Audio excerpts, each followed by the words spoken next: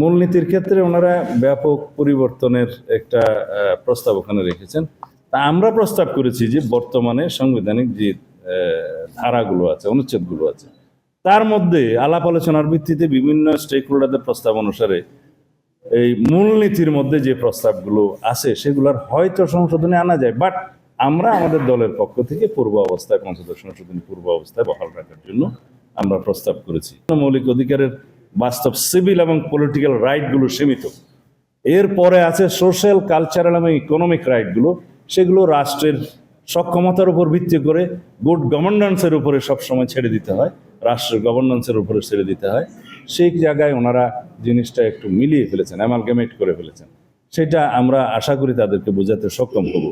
এরপরে আসে নির্বাহী বিভাগ, আইন বিভাগ এবং বিচার বিভাগ, তারপরে সাংবিধানিক অন্যান্য প্রতিষ্ঠানগুলো, নির্বাচন কমিশন সহ কিছু অনির্বাচিত ব্যক্তিদেরকে এবং প্রাতিষ্ঠানিক প্রধানদেরকে এখানে মেম্বার করে যে সমস্ত এখতিয়ার গঠন এবং ধরন এবং কার্যাবলীর কথা প্রস্তাব করা হয়েছে, তাতে করে দেখা যাবে যে রাষ্ট্রে নির্বাচিত জনপ্রতিনিধিদের তেমন আর কোনো গুরুত্ব থাকে না। আমরা দ্বিকক্ষ বিশিষ্ট পার্লামেন্টের প্রস্তাব তো আগেই আমাদের 31 দফাতে দিয়েছি, সেটা সবাই গ্রহণ করেছে। এটা একটা জাতীয় ঐক্যমত হয়েছে বলে আমার মনে হয়। এই জায়গায় তাদের মধ্যে কত সংখ্যা, সদস্য সংখ্যা থাকবে, আমরা একটা প্রস্তাব পেয়েছি, ওনাদের 105, আমরা 100-র মধ্যে সেই প্রস্তাবে আমাদের প্রস্তাব প্রদান করেছি, সেটা একমত। কিন্তু নিয়োগ মনোনয়ন প্রক্রিয়া কিভাবে তারা সিলেক্টেড হবে, সেটা আমরা সমাজের বিভিন্ন শ্রেণী পেশার বিশিষ্ট জন, যারা জ্ঞানী গুণী মানুষ, যাদের রাষ্ট্রীয়ভাবে অবদান আছে, তাদেরকে ওখানে অ্যাকোমোডেট করার জন্য এই বিধানটা আমরা প্রকৃতপক্ষে এনেছিলাম। সেই হিসাবে মনোনয়ন প্রক্রিয়া কি হবে না হবে সেটা পরবর্তীতে আলোচনা করা যায়। এখানে ওনারা যে প্রস্তাব করেছেন তার সাথে আমরা একটু ভিন্ন মত পোষণ করেছি। এছাড়া মহিলাদেরকে আরো বেশি ক্ষমতায়ন করার জন্য, নারীদের ক্ষমতায়ন করার জন্য সাংবিধানিকভাবে আমরা সংসদীয় আসন বিদ্যমান যে 50 আছে সেখান থেকে 100-তে উন্নীত করার প্রস্তাব করেছি, এবং সেটারও মনোনয়ন প্রক্রিয়া বিদ্যমান ব্যবস্থায় যেভাবে আছে সেভাবে রাখাটা আমরা সমীচীন মনে করি।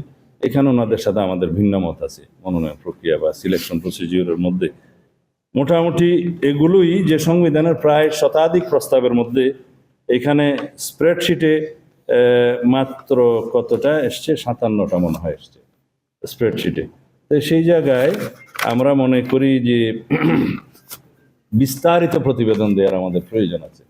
এই বিস্তারিত প্রতিবেদন আমরা সংবিধানের স্প্রেডশিটের সাথে সংযুক্ত করেছি।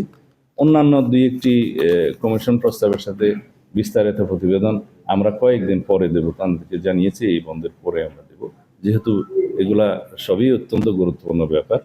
পুরোপুরি তাদের পুস্তকটাতেই যেখানে সমস্ত সুপারিশ ছড়িয়ে ছিটিয়ে আছে, এগুলো এক জায়গায় এনে আমরা বিস্তারিত প্রতিবেদনগুলো দেব। স্প্রেডশিটের যে প্রতিবেদন সেটা খুবই সারাংশ টাইপের, বিভ্রান্তি যাতে না হয় সেই জন্য আমরা এগুলো দেবো। আজকে আমরা সংবিধানের স্প্রেডশিটের সাথে বিস্তারিত প্রতিবেদন সংযুক্ত করেছি, আর 2-1টা কমিশনের স্প্রেডশিটের সাথে বিস্তারিত প্রতিবেদন সংযুক্ত আজকে করতে পারিনি, সেটা কয়েকদিন পরে আমরা দেবো, ওনাদেরকে আমরা জানিয়েছি। আমার বক্তব্য আপাতত এখানে শেষ করছি। আপনাদের প্রায় যেগুলো একমত হওয়া উচিত ওখানে আমরা একমত হয়েছি, আর যেগুলো আমাদের ভিন্ন মতামত দেওয়া প্রয়োজন মন্তব্য সহকারে আমরা দিয়েছি। মোটামুটি আমরা পুরোপুরি সহযোগিতার মধ্যে আছি। যারা এই গণপরিষদের দাবি করছে তারাও তো 69টা প্রস্তাব দিয়েছে সংশোধনে, আমরা হয়তো তাদের চেয়ে একটু কম দিয়েছি। এগুলো আলোচনা করে আমরা একটা বৃহত্তর ঐক্যমতের ভিত্তিতে এসে সংবিধানের একটা ব্যাপক সংশোধিত সংবিধান পেতে পারি। সেই সংবিধানকে তারা নতুন সংবিধান বলতে পারে, আমাদের তো আপত্তি নেই, এখানে গণপরিষদের কোনো প্রয়োজন নেই।